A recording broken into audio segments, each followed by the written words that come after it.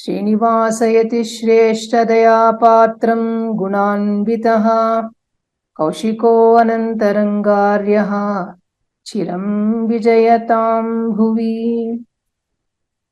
यस्तात्मीयभरं वरप्रदगुरौ वैराग्यभाग्यो ददौ वेदान्तामृतसारवन्धम् अनघात् श्रीश्रीनिवासात् गुरोः श्रीशैलान्वयकौस्तुभस्य तनयं श्रेयोनिधे श्रीनिधेः वन्दे साधुकटाक्षकेलिनिलयं श्रीकृष्णसत्तेशिकम्।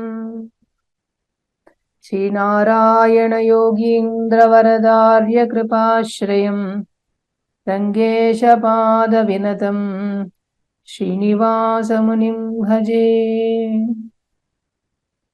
Now I am going to recite the Tanyan of the Acharya who has done Samashranam and Bharanyasam for me. You could recite this. Also, you could recite the Tanyan of the Acharya who has done Samashranam and Bharanyasam for you. Your own Samashranam, Bharanyasam, Acharya. Please recite his Tanyan. I will recite my Acharya's Tanyan. श्रीवासरङ्गपरकालमुनित्रयाप्तलक्ष्मात्मरक्षणयति त्वयुगागमान्तम् आचार्यभक्तिपरिपूतमनर्घशीलम् गोपालदेशिकमुनिं गुरुम् आश्रयामः. स्वामी देशिकन्स् तनयन्. श्रीमान् वेङ्कटनाथार्य कवितार्किककेसरी वेदान्ताचार्यवर्यो मे सन्निधत्तां सदा हृदि. रामानुजदयापात्रं ज्ञानवैराग्यभूषणं श्रीमद्वेङ्कटनाथार्यं वन्दे वेदान्तदेशिकम्. சீரொன்றுதோப்புள் திருவேங்கடமுடையான் பாரொன்றை சொன்ன பழமொழியுள் ஓரொன்றுதானே அமையாதோ தாரணியில் வாழ்வார்க்கு வான் ஏற போம் அளவும் வாழ்வு. விகாஹே நிகமாந்தார்ய விஷ்ணுபாத சமுদ্ভவம் रहस्यत्रयसाराख्यं हृस्रोतसम् अकल्मषाम्. अविज्ञातं विजानतां विज्ञातम् अविजानतां रहस्यत्रयसाराख्यं परं ब्रह्मास्तु मे हृदि. रहस्यत्रयसार आख्यं परम ब्रह्म astu me hridi. The meaning of this is Rahasya Traya Akhya means name. This Grantha, which is of the name of Rahasya Traya, it is Parabrahma by itself.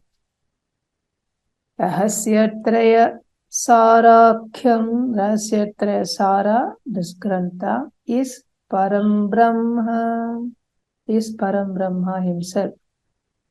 The Lord is knowledge, is Jnana Anandamaya. Therefore, this Grantha, the knowledge in this itself is Parabrahma. Param Brahma astu me hridi, may that Param Brahma, which is Rahasya Trasaram, reside in my heart. That's what you're saying in the last Tanyan. Rahasyatraya sarakhyam param brahmastu me hridi. May this reside in my heart. This is the prayer. Then apart from this, we now pay obeisance to our acharyas, starting from Deshika to Perumal. These are the 10 shlokas in Yatiraja Saptati. They are in Yatiraja Saptati. 10 shlokas starting from the shloka on Odayavar and going up to Perumal.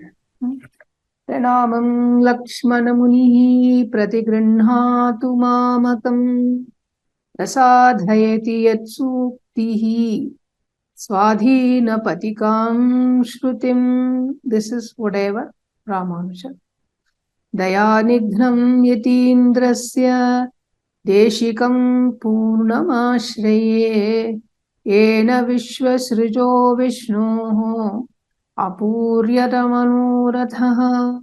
This is Mahapurna or Ramanuja's Acharya. Yugahe Yamunam Tirtam Sadhu Brindavane Sthitam Nirasta Jimhagasparshe Yatra Krishna Kritadhara. Yamunam Tirtha Yamunacharya Alavandar. Then Alavandar's Acharya. Anuchita Kshamayogam Apunya Janabadhakam Asprashta Madaragam Tam Ramam Turyam Upasmahe. This is Rama Mishra, was the Acharya of Alavandar. Ramam Turyam Upasmahe Namasyam Yaravindaksham Natha Bhave Vyavasthitam Shuddha Sattvamayam Shauryehe Avataram Nivaparam. This is Uyakonda, Acharya of Rama Mishra. Nathena Muninathena Bhaveyam Nathavanaham Yasya Naigamikam Tattvam Astamalakatam Gatam. This is Nathamuni.